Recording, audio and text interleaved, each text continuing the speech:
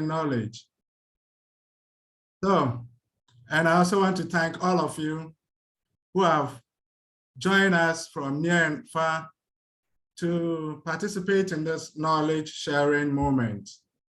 It's always a privilege and moment to grow when people gather to share knowledge.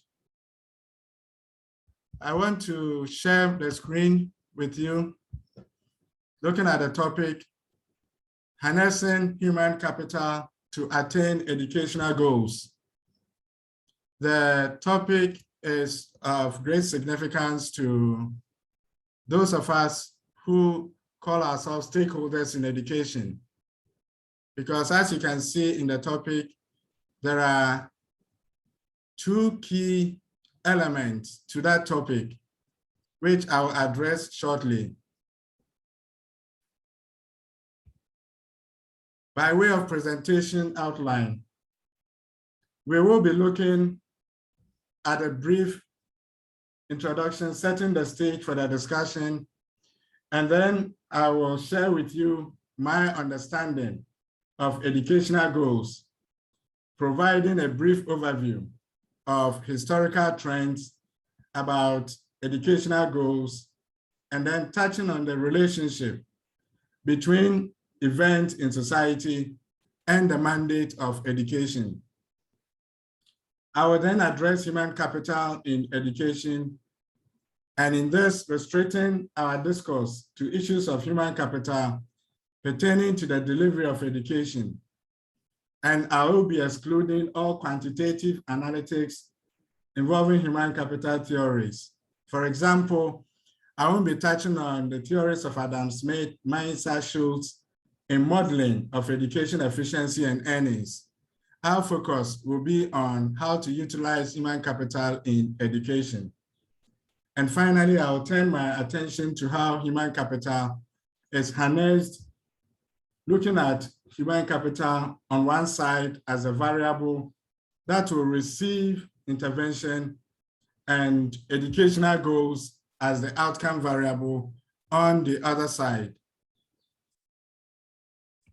By way of introduction, I want to begin with a food for thought.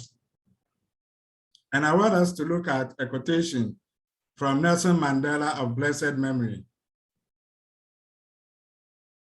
And I quote, "Education is the most powerful weapon which we can use to change the world," unquote.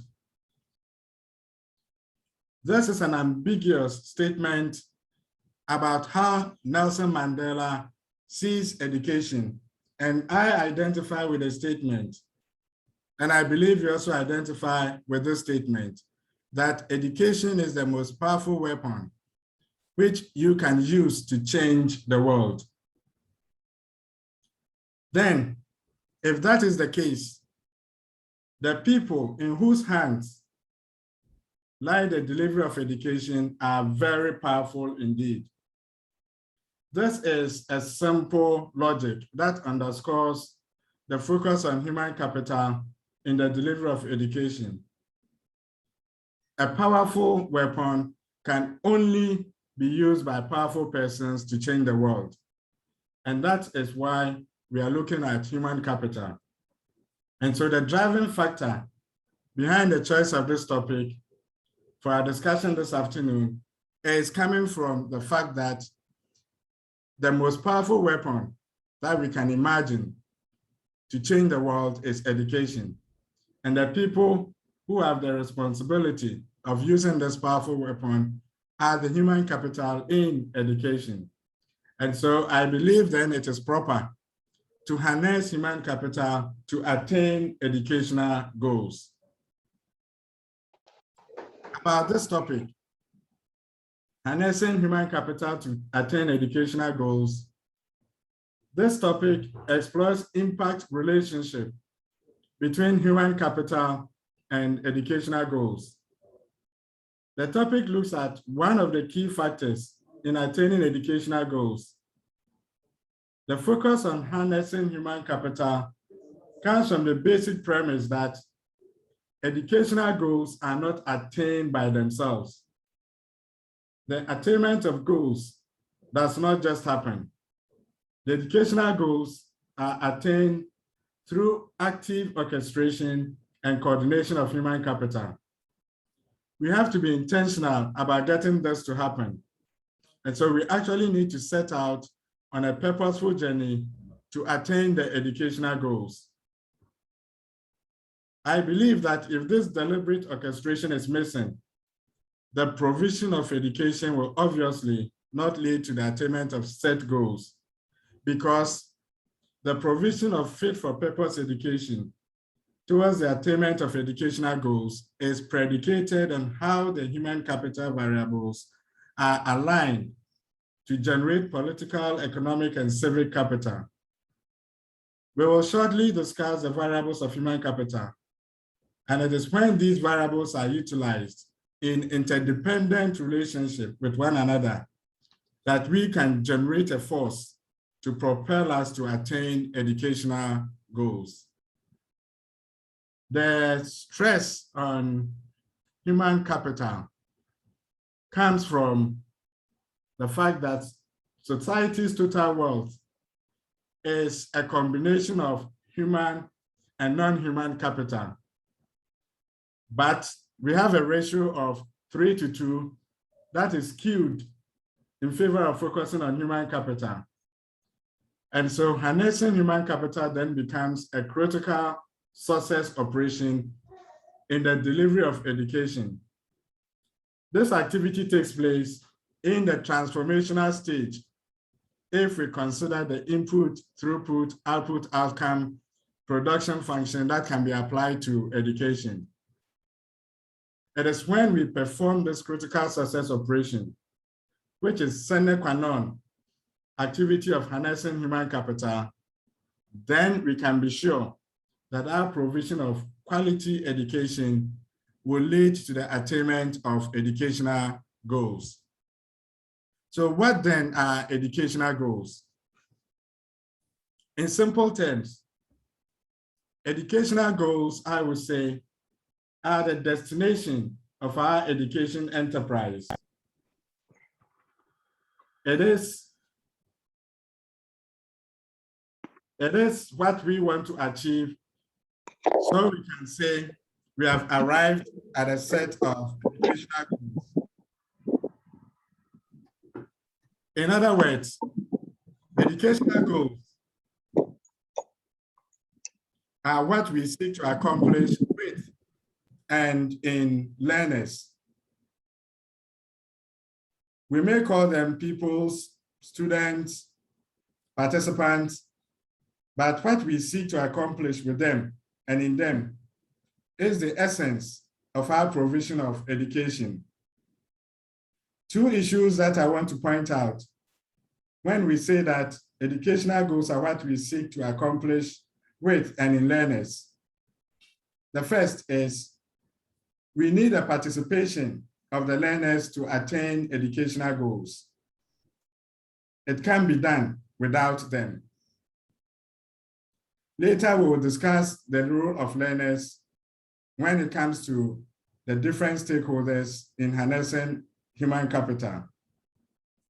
Second, educational goals are what we seek to accomplish in learners, suggesting that in attaining educational goals, we are seeking to transform learners. So transformation has to take place in learners when we seek educational goals. John Dewey, an educator of high repute, says educational goals point to providing learners with opportunities to not only solve problems, but to become holistic persons who will live to the fullest. These learners will be making decisions for the good of the whole community. They become transformational agents for society. Society, as we know, we can say is not static. And so are educational goals.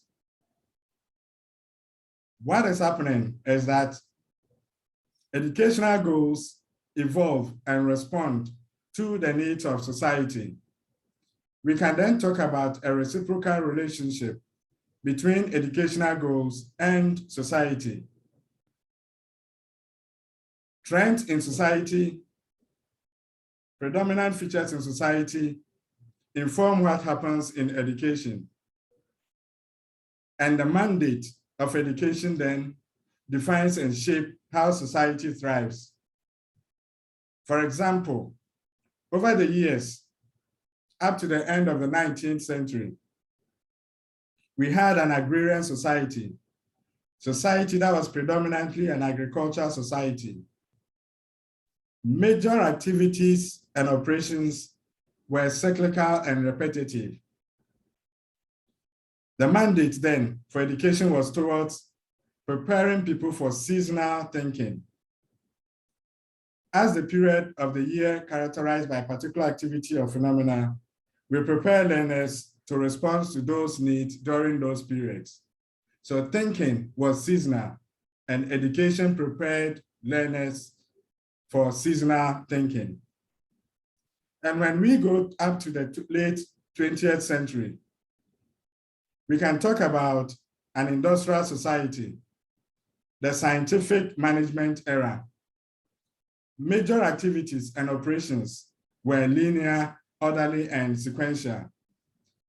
The mandate of education was towards preparing people for predictive thinking. That is, if we put A and B together, we get C. So we can imagine outcomes when we get the right mix. So in the industrial society, education was towards preparing people to engage in that form of modeling and predictive thinking. When we fast forward to our time, we are looking at a knowledge society. And in a knowledge society, we are talking about knowledge dissemination and applied to enhance economic and social development. This type of society requires creativity, innovation, and analytic thinking to navigate through tons of data and make meaning out of information that can help us develop society. With such a society where knowledge is created, disseminated, and applied, the mandate of education is to create people, learners, who will engage in creative, innovative, and analytical thinking. This type of society then is looking at equipping learners with the needed foundation skills required for lifelong learning, national development, global citizenship, and learning how to make decisions to sustain and improve the common good. When we talk about educational goals, the SDG 4, the Sustainable Development Goal 4, succinctly captures our educational goals for the 21st century, that is our knowledge society. And Goal 4 reads, ensuring inclusive and equitable quality education and promoting lifelong opportunities for all. And so regardless of background, wherever a learner is coming from, educational goals are aimed to transform learners into citizens, first with developed knowledge, second with skills, and third with compelling reasons to live and work productively, to sustain the environment and contribute to the growth of society. The goal of education then, in simple terms, is to empower people with the knowledge, skills, and values to live in dignity, build their lives, and contribute to society as summarized in Education 2030 agenda. This is our destination. And to get to where, we need to focus on the predictor variable of education human capital is what we need to talk about next. If we look at the basic production function of input, transformation, output, and I add outcomes for education, we can see human capital playing a key role in connecting the input stage to the transformation stage to realize output and outcome. So when we talk about human capital in education, what we are looking at is an area increasingly recognized for its ability to unlock value and achieve overarching goals. Various researchers, we can name them, have identified human capital as a driver of organizational performance. They see human capital as a difference maker. Why is that so? The other factors of production, machines, money, facilities, cannot be imitated. However, the human capital is unique to every institution. And that is why we say it is the difference maker. How you harness your human capital will make the difference in your institution. Human capital, if we are looking at it in brief, addresses characteristics viewed in terms of their value or contribution to realizing organizational mission and vision. And human capital looks at two major areas: knowledge of human resource, that is knowledge gained from theory, exposure to education, and knowledge gained from lived experience from practicing what you have learned in school. And the second element of human capital looks at skills possessed by an individual or group of individuals. So when we talk about human capital of an institution, we are looking at the knowledge and skills possessed by the members of that institution in their contribution to realizing organizational goals.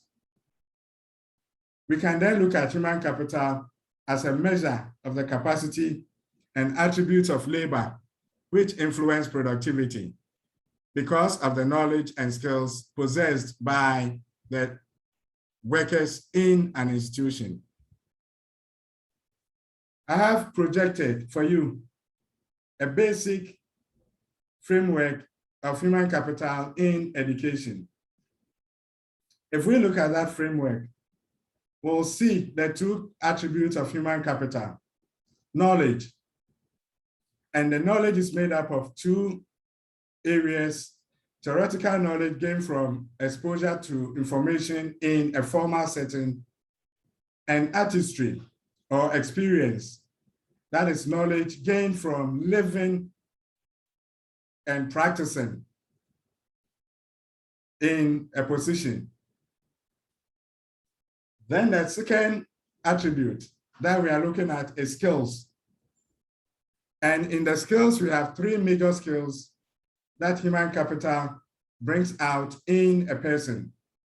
We're looking at performance skills that enables members of an institution to carry out specific tasks assigned to them or tasks that they assume.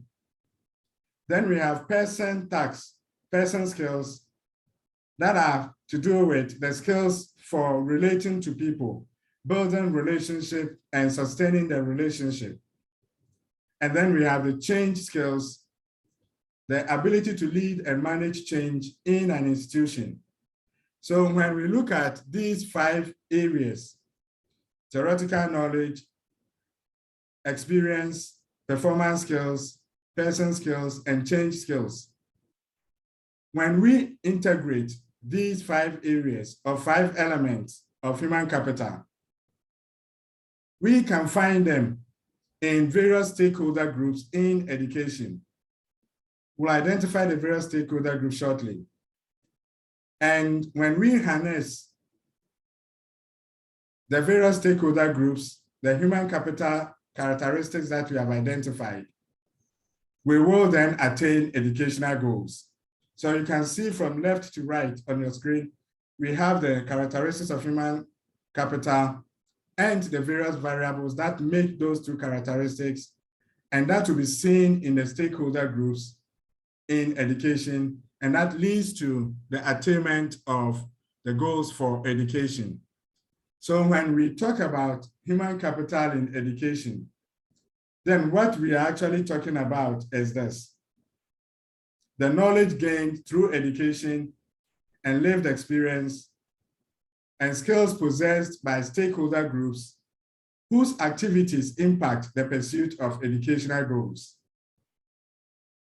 Human capital of an educational institution then becomes the ability of the institution to effectively integrate the education acquired by the members in that institute and the craft knowledge gained on the job and the skills utilized by the key stakeholders in ensuring the success of the attainment of the mission of the institute. So when we look at human capital as it is, there are attributes that make up the human capital.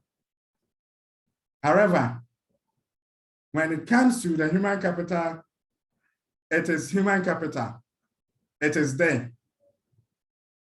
Until an institution has the ability to learn how to effectively utilize the human capital, they remain human capital and it will be of no value. So the difference then is, how do we optimize human capital in our institution? How do we utilize the variables of human capital so that we can achieve the goals that we have set for the institution? In other words, when we find ways of aligning, developing, and deploying knowledge and skills of stakeholders to progress the institution's mission, we then say that we are harnessing human capital in the institution. In summary, I will say, when an institution learns how to utilize the knowledge and skills of its stakeholders towards the attainment of its goals, that institution is said to be harnessing the human capital of that institution. So in education, when we are harnessing human capital, we are looking at a strategy that is characterized by an integrated plan of designing the plan, executing the plan, measuring and refining the plan as needed. And what is that plan? The plan is to integrate the knowledge and the skills of the key stakeholders in education. And we do this to ensure that the human core is prepared effectively and efficiently to achieve the goals of education. What I want to say is this: when we want to harness human capital, then we are embracing people-centric thinking.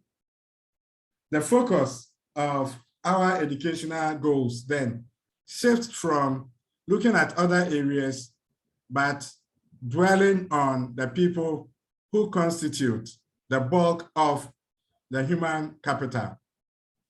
The underlying assumption here then is that harnessing human capital is the idea that people systems, yes, we are talking about people-centric thinking, can be molded and shaped. We can mold people systems and shape that to facilitate the alignment of goals, high engagement, and retention of key expertise. That is the essence of harnessing human capital. aligning goals, engaging the stakeholders, and retaining key expertise of stakeholders. As I said earlier, this does not just happen. It requires deliberate and thoughtful planning rooted in best operating practices. The first step in harnessing human capital then is to identify the key stakeholders and treat them as assets and invest in them. So the first step in harnessing any human capital of an institution, in this case, education, is the task of identifying our key stakeholders. And then we treat them as assets. When we begin to treat them as assets, then we begin to have a mindset that they can contribute to the growth and development of education. That is who assets are. And then we invest in them, that we see that they have potential and we reinforce that potential in them. So the first step in harnessing is identify your key stakeholders, treat them as assets, and invest in them. And who are the key stakeholders who are to be treated as assets, whose knowledge and skills are to be integrated, reinforced, and honed? I have grouped them into three major areas: educational leaders, parents, and students. So when we talk about identifying the key stakeholders in education, I am suggesting to you educational leaders, parents, and students as the key stakeholders who are to be treated as assets, people who can contribute to the growth and development of education. And they are the ones that when we invest in them, we will be able to march towards attaining our educational goals. These three key stakeholder groups should be considered in the formulation stage of any institutional strategy. This comes from what I said earlier, that if they are assets, then we have a mindset that they contribute something to the growth of the institution. And so if we're going to harness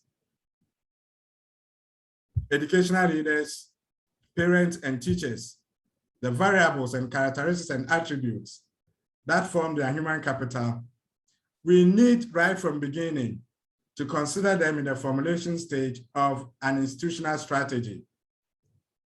What constitutes the formulation stage? The formulation stage is where we do the identification of what is to be done. We do the analysis of how we can do what is to be done.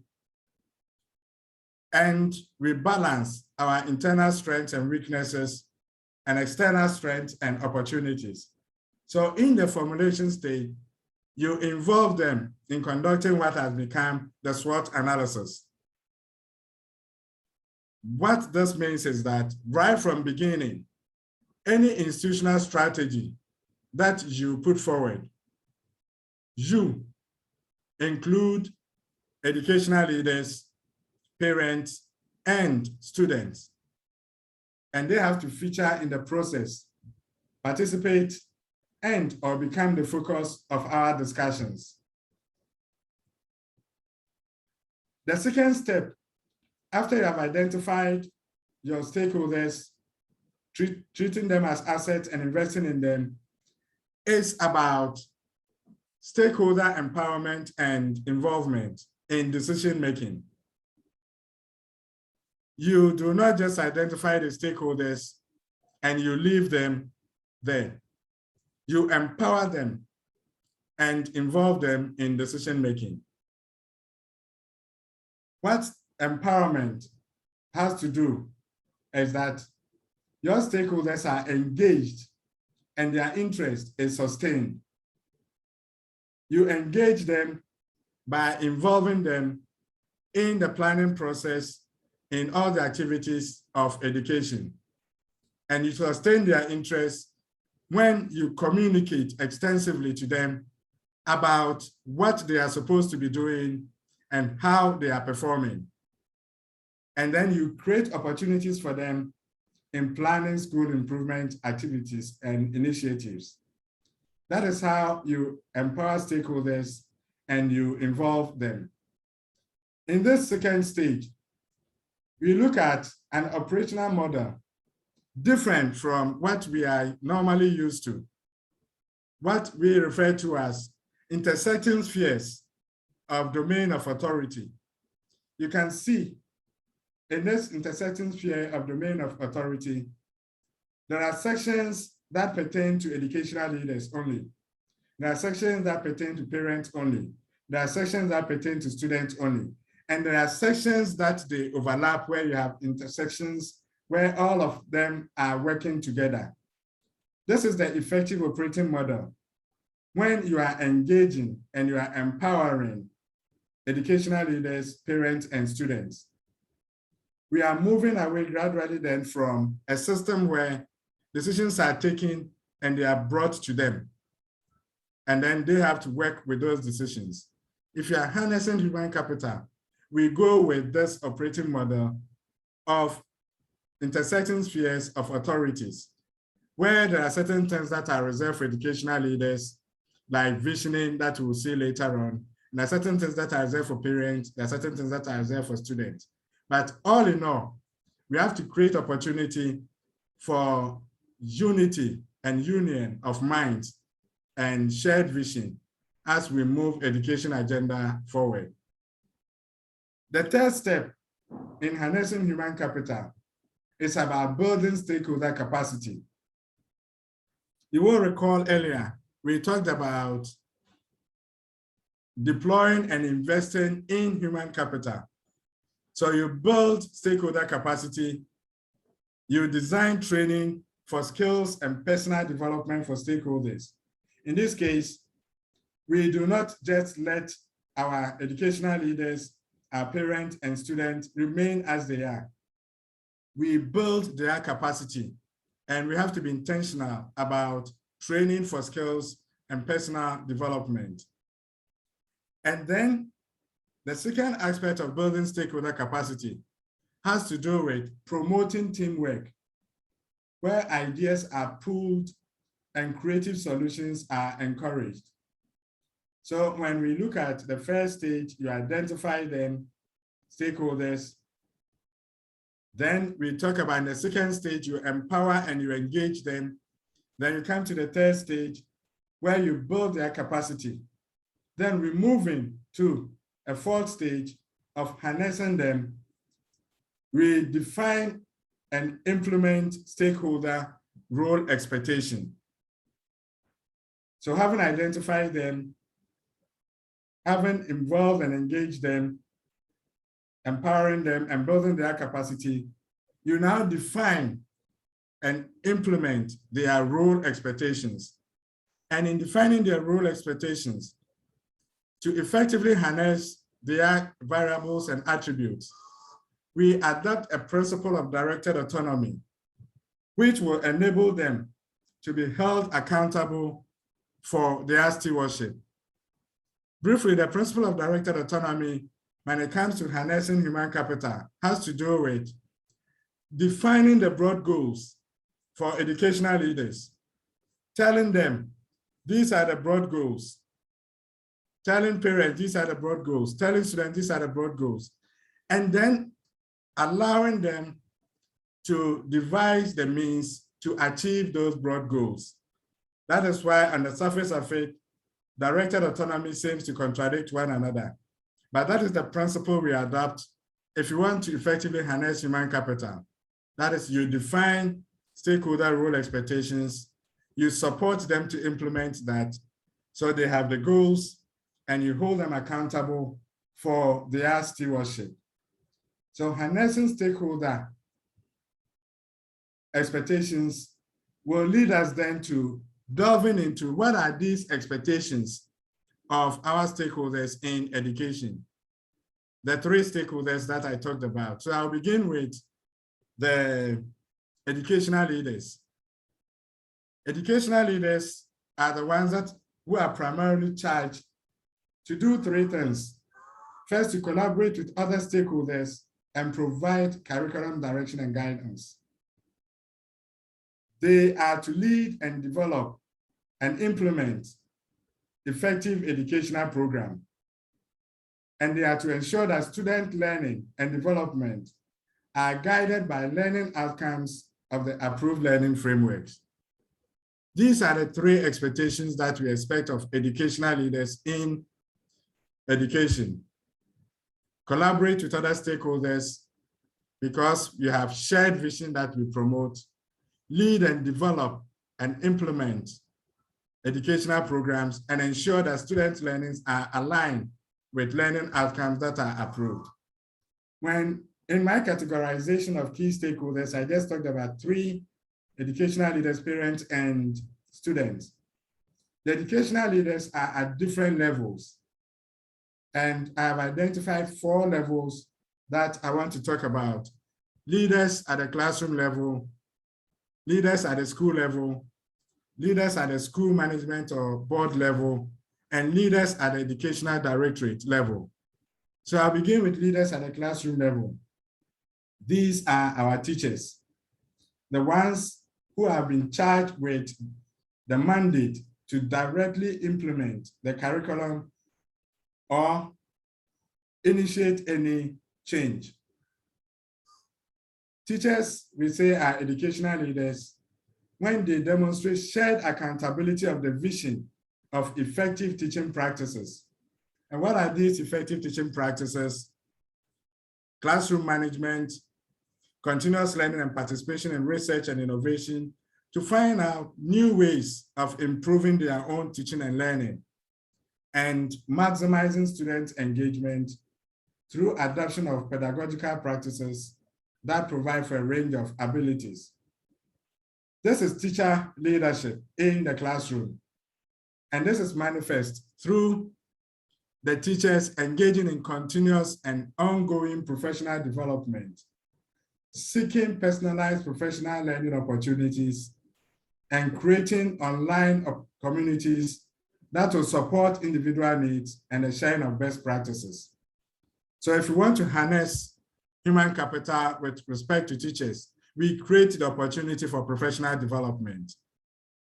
Then we move on to teachers continuously improving their own classroom teaching, translating principles of school improvement into practices of individual classrooms. So we let teachers have the opportunity to adapt and adopt school improvement practices in their own classrooms. And then we allow teachers to organize and lead reviews of school practices for improved student achievement. This ties in with building teacher collegiality, doing peer review, collaborating with one another in improving teaching and learning in the classroom. These are things we have to create when we want to harness teacher leadership to improve human capital in the school. So we need to create that conditions for the teachers. Then we can talk about leaders at the school. Those we oftentimes refer to as head teachers, headmasters, headmistresses, or principals. These educational leaders at the school level are the ones who understand which school and classroom practices improve student achievement.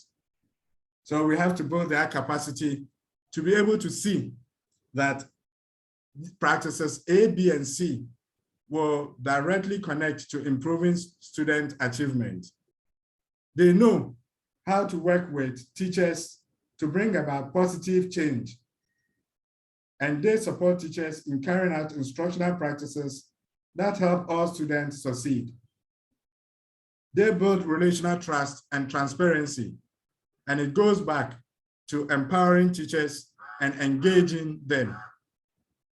And finally, the educational leader at the school level engages in research to look for best practices and look for innovative ways for staff to engage students.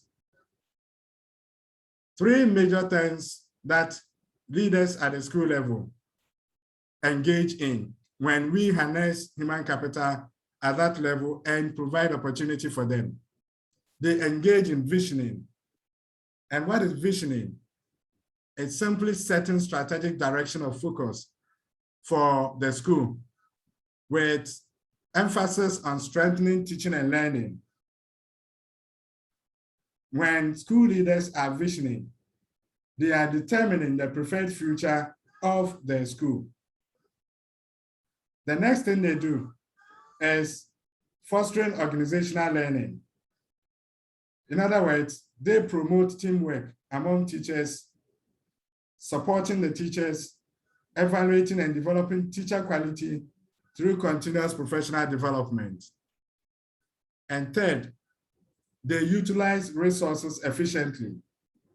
They engage in budgeting and leading personnel and facilities management to respond to the needs of the schools. So harnessing leaders at the school level means we create opportunity for school leaders to vision, foster organizational learning, and utilize resources. Then we turn our attention to leaders at the board level. When it comes to the board level, we expect the board to function as trustees of the education enterprise at the local level and create a sense of urgency for school improvement. What I mean by trustees and not delegate is that boards will be coming from and representing different groups. When we meet as a board, you are not representing any group. You are there seeking the interest of the school. So you are seeking school improvement leading to the attainment of educational goals. So you act as trustees. So we provide opportunity for school board to function as trustees. And when we do that, we are saying we are establishing processes that will promote accountability to school community, especially in the area of student outcomes, human resource accountability, facilities management, and physical accountability.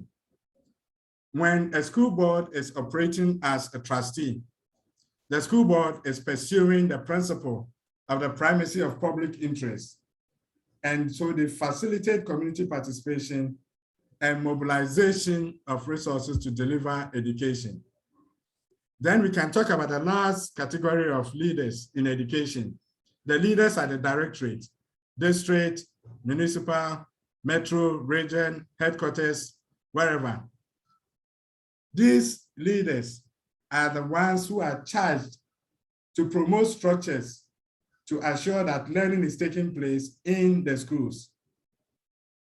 They have three major functions, again, that they have to play.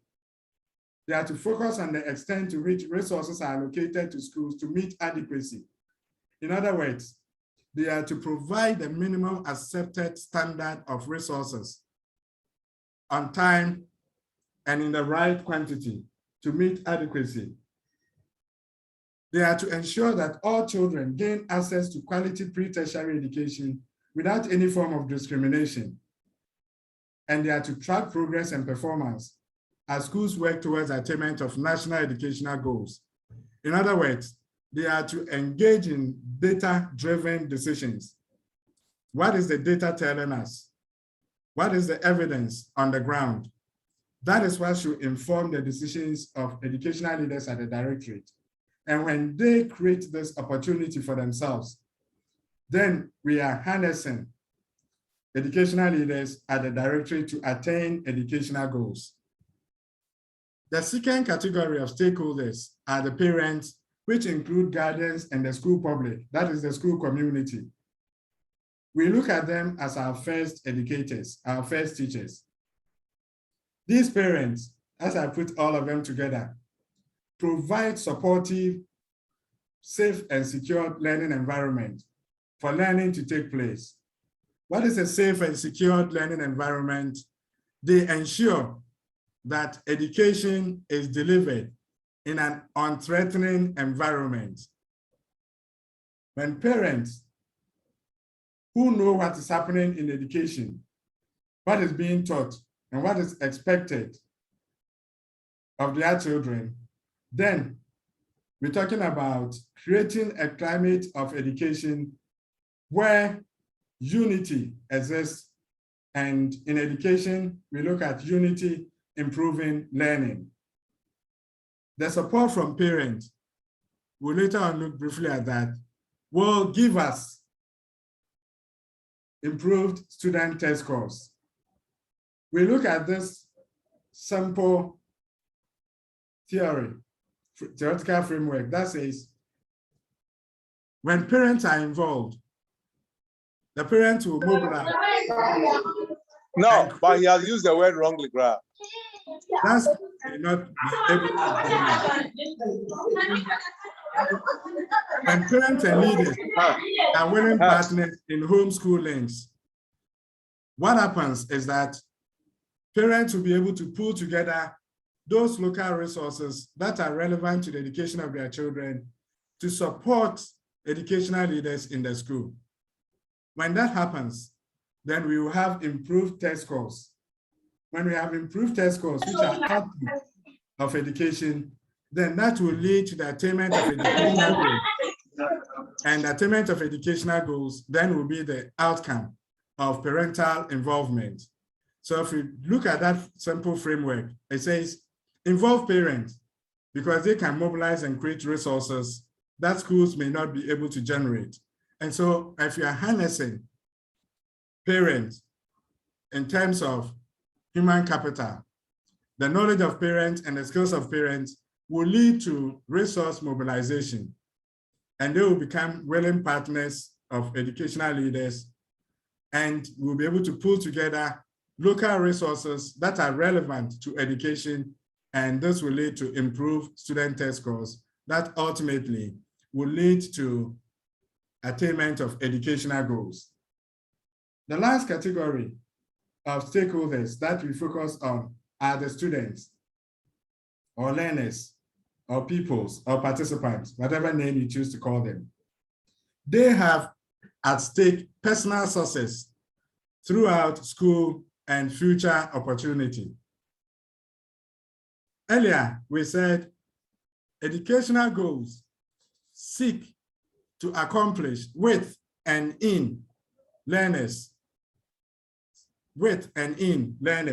And we said with learners means that learners, students, pupils, participants are active participants in learning, and they are required to put up 4 behaviors. They are to be disciplined, they are to be responsible, they are to be cooperative, and they are to be productive learners. When you put these 4 together, we are looking at students who are marching towards success and attaining educational goals. So what then this means is that if we want to harness students as key stakeholders, they are human capital. You create the opportunity for them to become disciplined.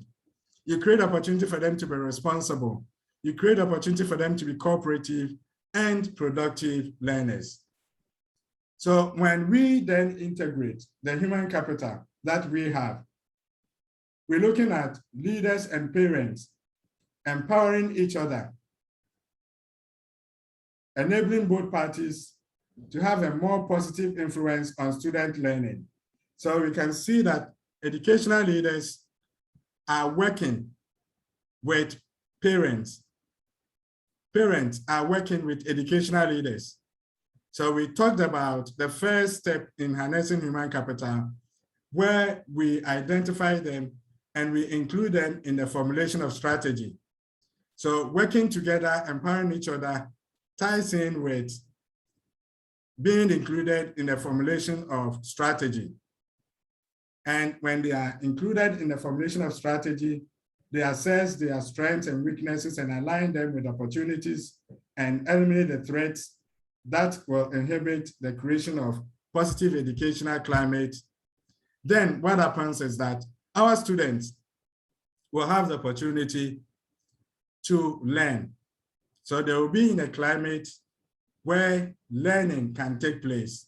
And when that happens, we'll have improved learning for our students, and that ultimately then will lead to the attainment of educational goals. This human capital relationship, as I talked about, requires the building of relationship among the stakeholders. So that is what we need to harness, building the relationship. And when we are able to build a relationship, two major capital deemed essential for attainment of educational goals and sustainability emerge. The first capital that emerges is what is referred to as political economic capital. This political economic capital comes in the form of increased financial support and advocacy for educational activities and programs. That is what we need if education is going to be successful and we're going to attain our goals that I mentioned earlier. We need increased financial support.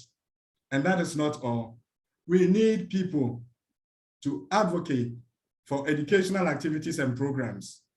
So we're talking about political economic capital that will come to provide support to educational activities.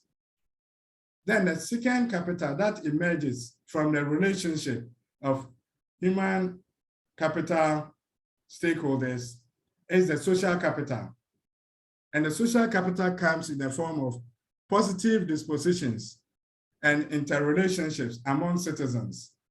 What happens is that people are working together, they are paddling the boat in the same direction, and they are creating a big picture awareness of education's role in society.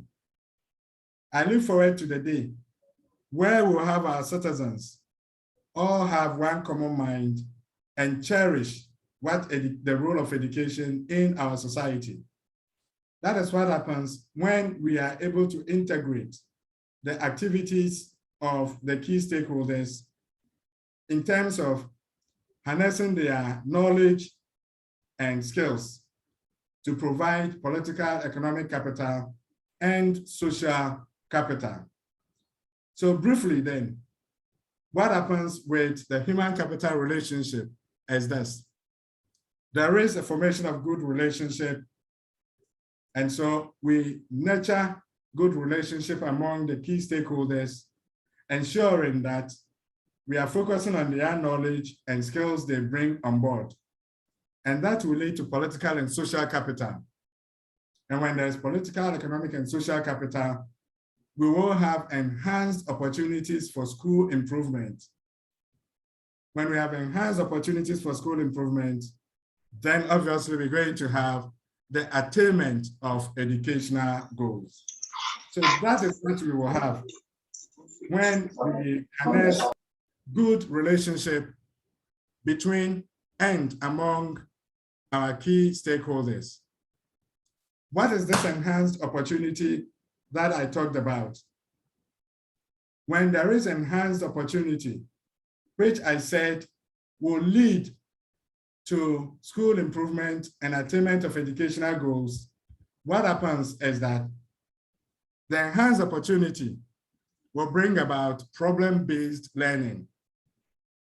The problem-based learning will teach our children analytic thinking.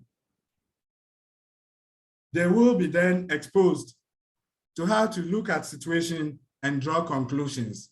And that is what our educational goals are about, helping them to become analytical thinkers.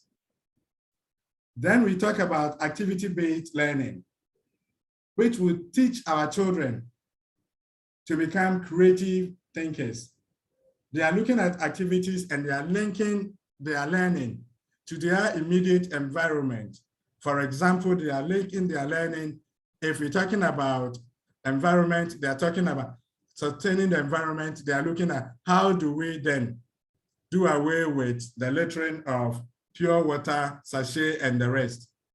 Or we look at a situation where our science students are carrying water from first floor to the second floor, and they devise their own pulley system, and they can use the pulley system to carry the water from the ground floor to the second floor.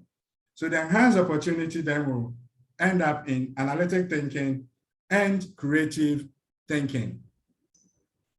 By way of summary then, I would say when we harness human capital, doing the 4 things that I talked about,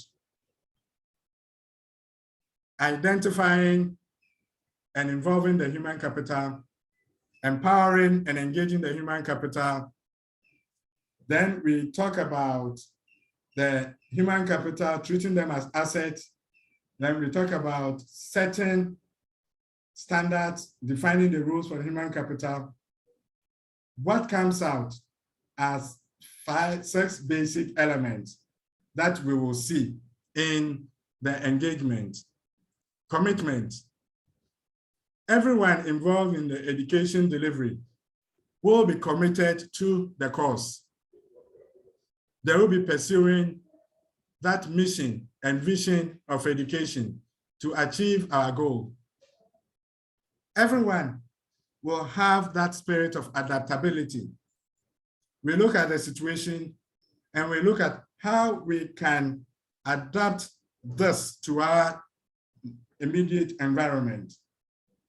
And everyone will be working towards becoming part of the delivery of education. Then the next 3, we'll look at, we will be engaging ourselves in professional development to enhance our learning capabilities.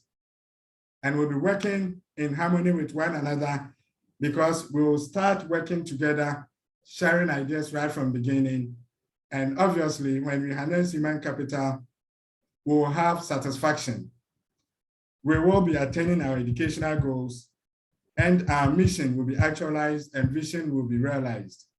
And that is what will lead to the satisfaction. So in conclusion then, I will say that human capital is viewed mostly as a capacity to adapt, and particularly in dealing with situations in which there is a changing environment and stakeholders have to adapt to the changing environment. And when we talk about harnessing human capital, we are referring to the ability of an institution to utilize knowledge, theoretical knowledge and craft knowledge, and skills, that is performance skills, person skills, and change skills of stakeholders to add value to the institution's operations. And so in the end, the success of any organization then will fall back upon its competent and motivated human resources. I want to thank you then for your time as I bring this presentation to a close. Thank you. Thank you very much, Professor Amakyi, for that fantastic presentation. Indeed, we need to harness human capital to attain our educational goals. I think at this juncture, I would ask that you take in some water because we've had some questions and comments, and we will take them. For the participants who are yet to send their questions, you can raise your hand and I would unmute you to talk, or you can type in your question also in the chat button. Thank you. So we have a comment and a question from Father Ray, which says that really powerful and educative presentation, Professor Mike.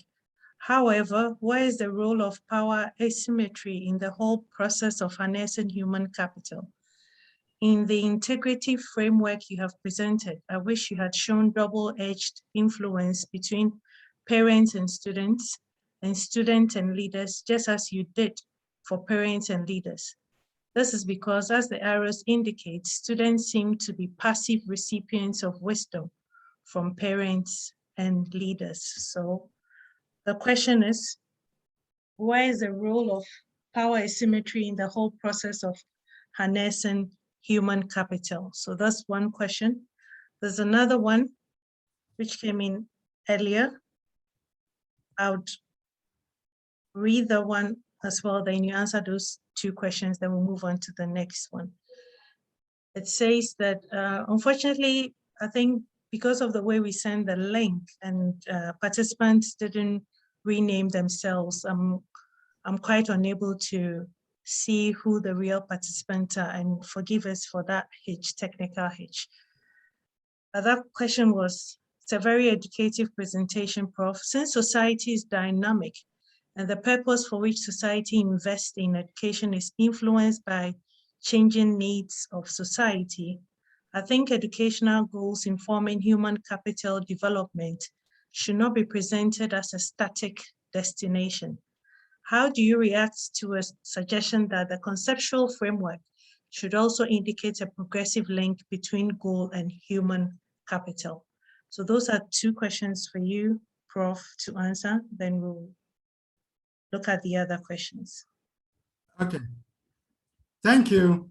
I look at the first one, talking about power, asymmetrical power, in terms of looking at the relationship. Over here, we're talking about a situation where one group is powerful than the other group. That is where I believe you refer to as power asymmetry. One group is powerful than the other. If you will recall, that is the model that we have been operating with. And I am saying that if we continue with that model, we are not going to have effective attainment of our goals. And so we look at the intersecting spheres of authority, where each category of stakeholder has defined areas of operation and other areas where you interact with other people and exchange ideas. So I want us to move away from that relationship of power asymmetry, where one group sees itself as very powerful than the other. Because we are looking at, even in those three circles, we are looking at some areas that pertain to each particular group, and that knowledge is unique to educational leaders, knowledge is unique to the parents, knowledge is unique to the students, and the same thing with the performance skills, the person skills, and change skills. So I want us to move away from power asymmetry and embrace a system where we are working together, even though we say not on equal footing, but we need to come back to this mentality that we are all moving in the same direction and each person's contribution is unique, and we do away with who has more power than the other. That's for the first situation. In the second question, the framework that I looked at has to do with the interaction that takes place. And the interaction is basically looking at when parents and educational leaders engage themselves, they come out with creating an environment for students to have improved learning conditions. So that is what was specific, but not talking about leaving the students there, but looking at a system where parents and the educational leaders interacting with one another and creating that condition for us. But I agree with you that earlier, as I said, students are participants of educational goals, and it is in them that we carry out the educational goals. So they are active participants, and at the same time, it is through them that we achieve our educational goals by turning them into transformational agents for society.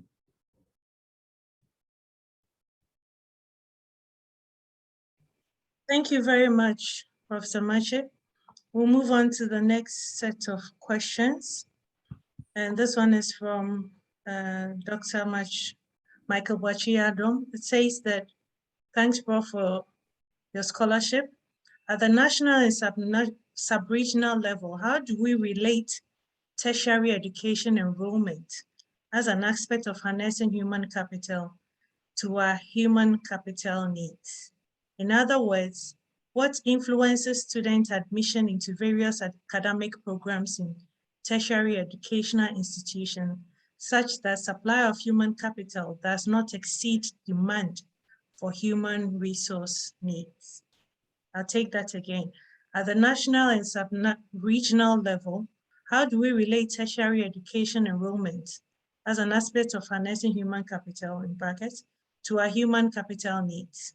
In other words, what influences student admission into various academic programs in tertiary educational institutions such that supply of human capital does not exceed demand for human resources needs?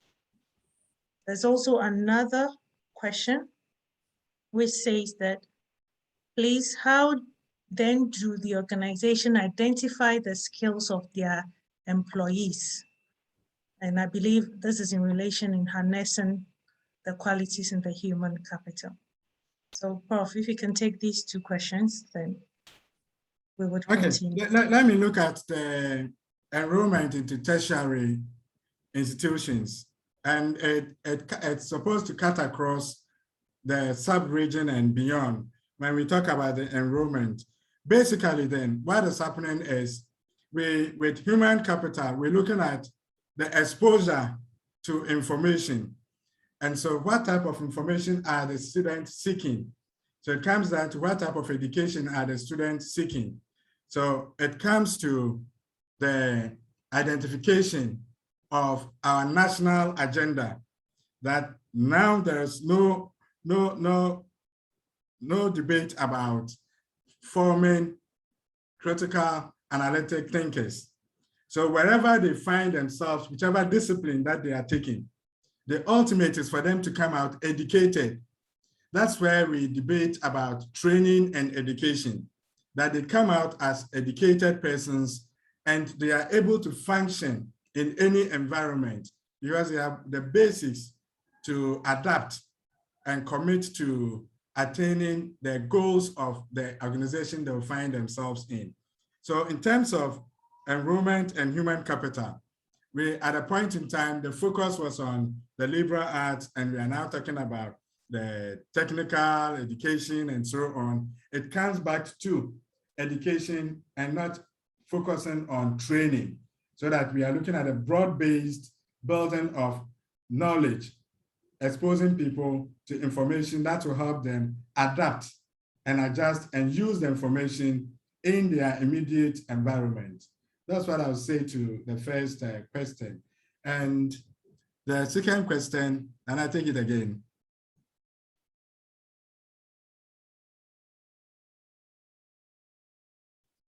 I'm not hearing you. Just a sec.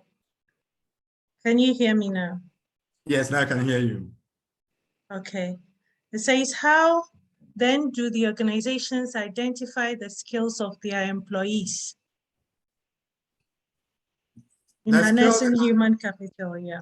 The skills that we said we possessed, and then we learn them. So when they come into become part of the institution, we talked about induction and building their capacity. And as you build their capacity, one of the things you do is to introduce them to the skills. I believe that we don't come with a blanket board, a blank board, but you come with something there. And what the organization will be doing will be to reinforce the skills that you have. And obviously, as the chips will fall in place and water will find its own level, we will be able to see from engagement throughout our period of orientation, who has the people skills and who do we need to strengthen change skills and who do we need to strengthen performance skills in.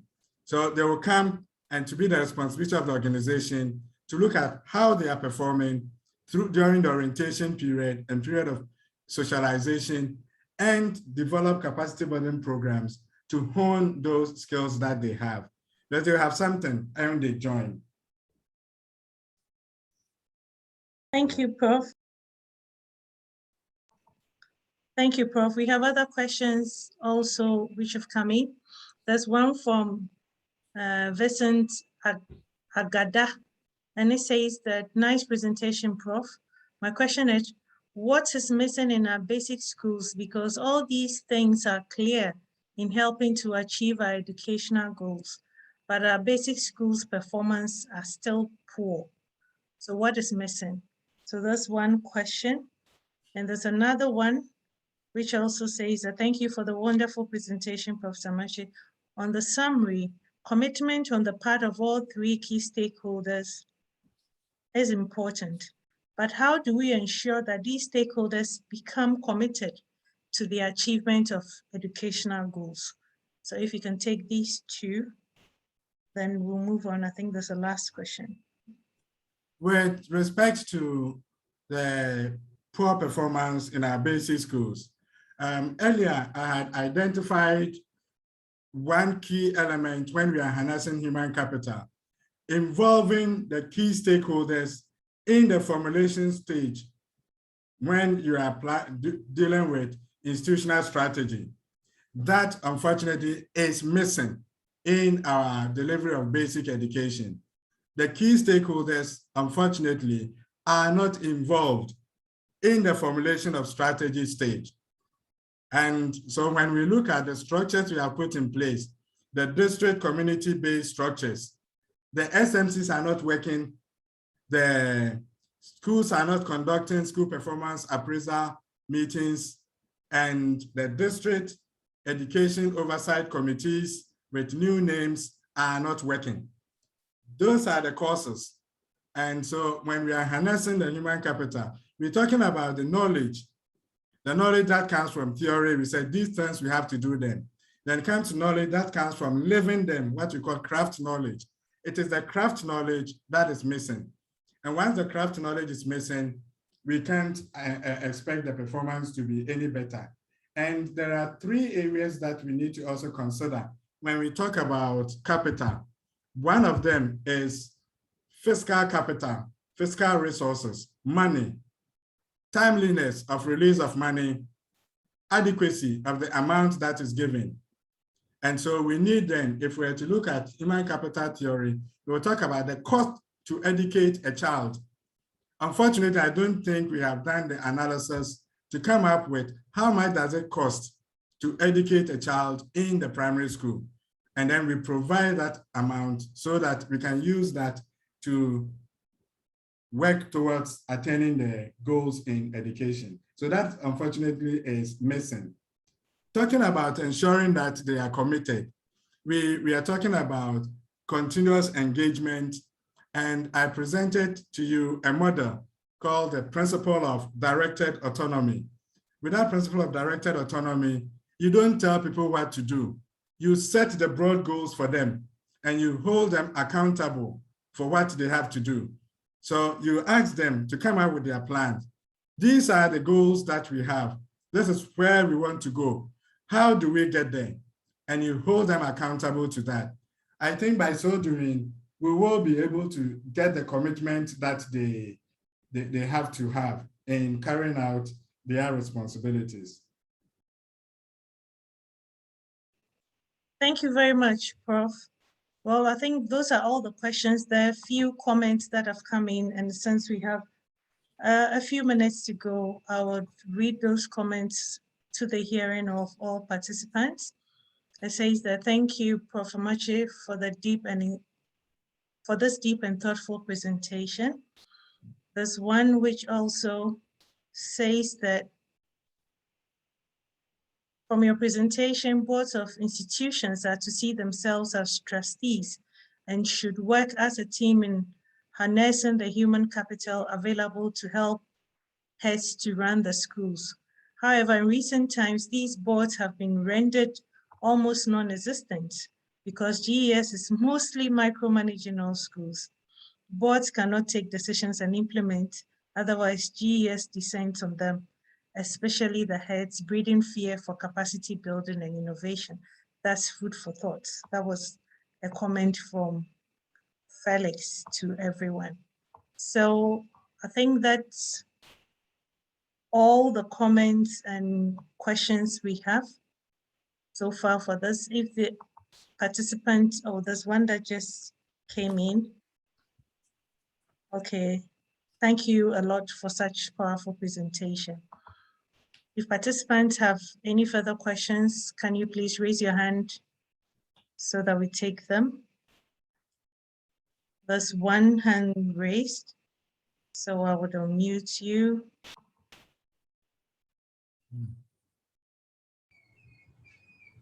Hello, thank you. Can I? Yes, please. Okay, thank you very much. Oh, Prof, that's a very fantastic presentation. I have one take-home lesson, and that is a powerful weapon can only be used by powerful people. And as you rightly said, we can only develop powerful people when we plan. And this actually draws my mind to a saying that proper planning prevents poor performance, the 5 Ps. So I think this is a take-home lesson I am carrying out. But can I quickly ask you, Prof, there are some people who think that personal skill development is not and should not be the responsibility of the school. Australian literature, for instance, doesn't require the schools to promote attitudes. How do you react to this within the context of Ghana? Thank you, Prof. Drew. What I will say, thank you for the initial comment. And then the second question has to do with when you educate less character formation, your education is going to go on rocks. You're not going to attain anything. And when you talk about personal skills, including attitude, we're talking about forming person's mind and forming the person's character. The two will have to go together so that when we look at the situation here, we are looking at education not just as being effective in terms of giving the test scores, but education producing good people, citizens, not just for the nation, but for the world. And as Dewey and Goodland will say, education is to provide and produce quality persons who will live holistic life. You cannot live holistic life if you ignore promotion of attitude in our school. So I would say to this that emphasis on academics is good, but it should go in tandem with emphasis on character formation and character education so that we are training and building good people for the nation. Thank you, Prof. I have Professor Nkuma's also hand up. So if he can unmute and ask his question. Then I have one more question from Callista. So Professor Nkuma, you're on now. All right, thank you very much for the very powerful presentation, Professor Amakyi. And I've been listening to the comments that have been coming and so on. There's something that is actually baffling me, and that is fiscal capital, money. In our dispensation as a country, we have limited fiscal power because of our poverty level. And if you look at all the angles that are pulling and pushing for attention, it becomes very difficult for you to really put a hold on a particular level of financial support that is needed to build capital, to build human capital in our dispensation. In such a situation, what can we do with the limited resources that we have, the limited financial resources, and how do we manage that efficiently enough, given the atmosphere we find ourselves in, corruption at every angle, and even the definition of today's moral fiber, all these coming together? How do we manage so that at least with the limited resources, fiscal resources that we have, we'll be able to get something that will help us to propel ourselves forward as a country? Thank you, Prof. Let me say quickly that the situation we find ourselves in is a deviation from us using the efficiency model in running education. That is identifying the cost per person and return on investment in education. Research all over shows that when you invest in education, the returns are high. And so as a nation, if you are deviating from that, then the result is what, Prof, you talked about. The little resources that we have, if we look at the efficiency model of running a nation, invest in education, and your returns will be high.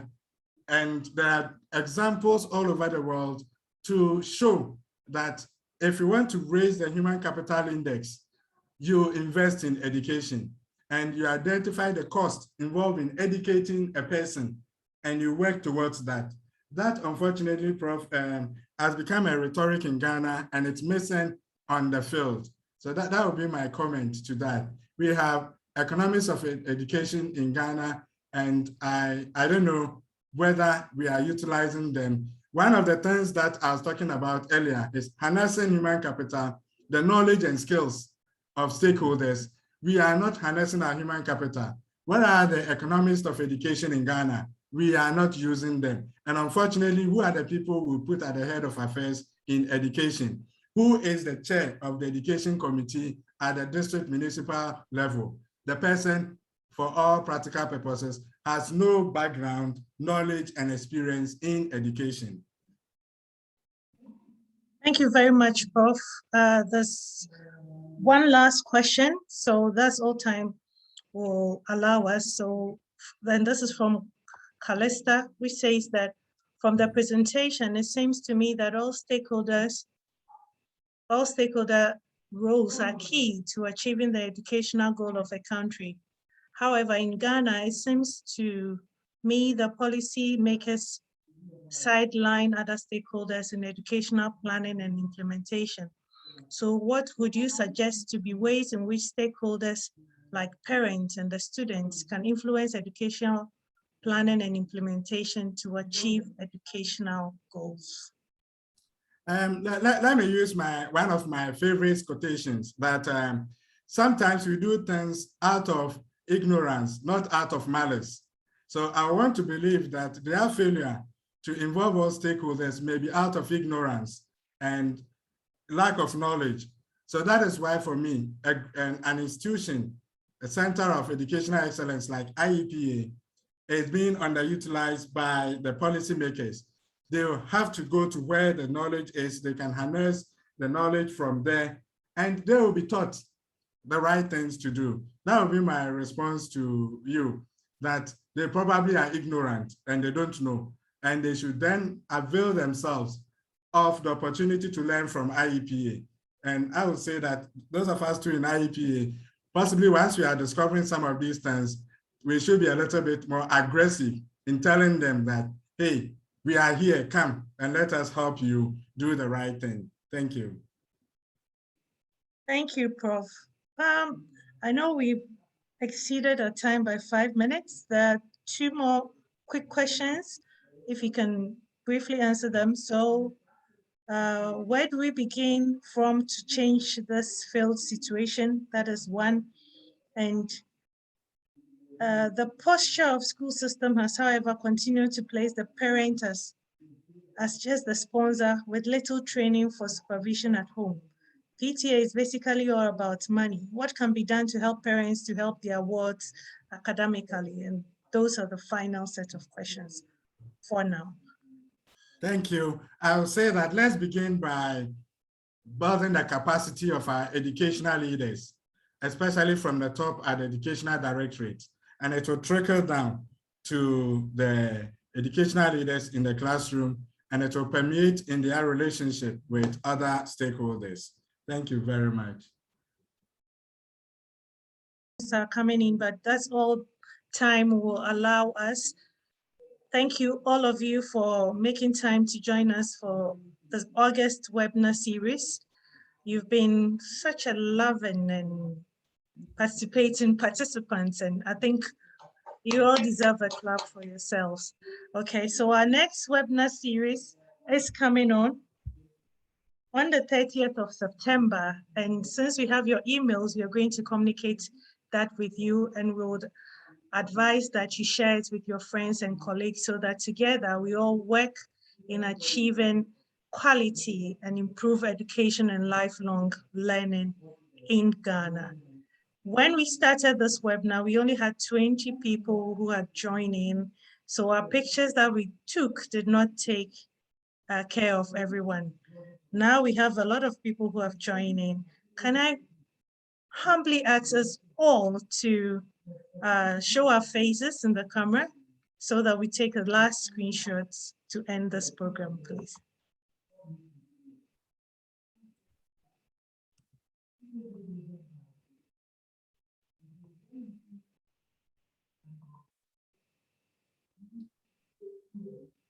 Okay.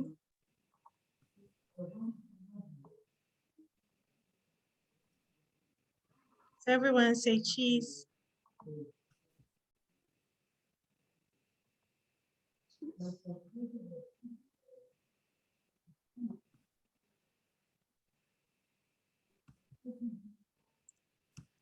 So thank you very much for your participation.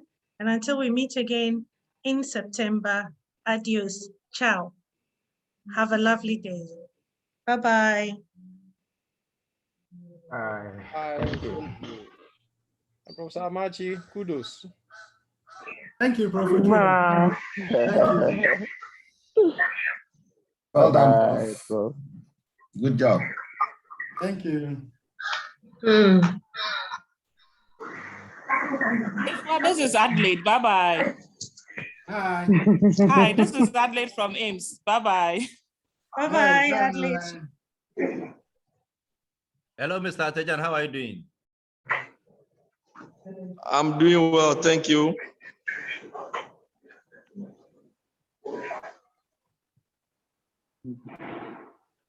Another super one. General Director 1. Bye-bye. Bye-bye. Bye, well done, Prof. Thank you.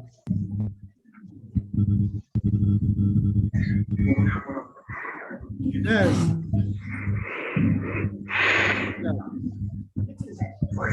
Thank you. Prof, thank you very much for the session.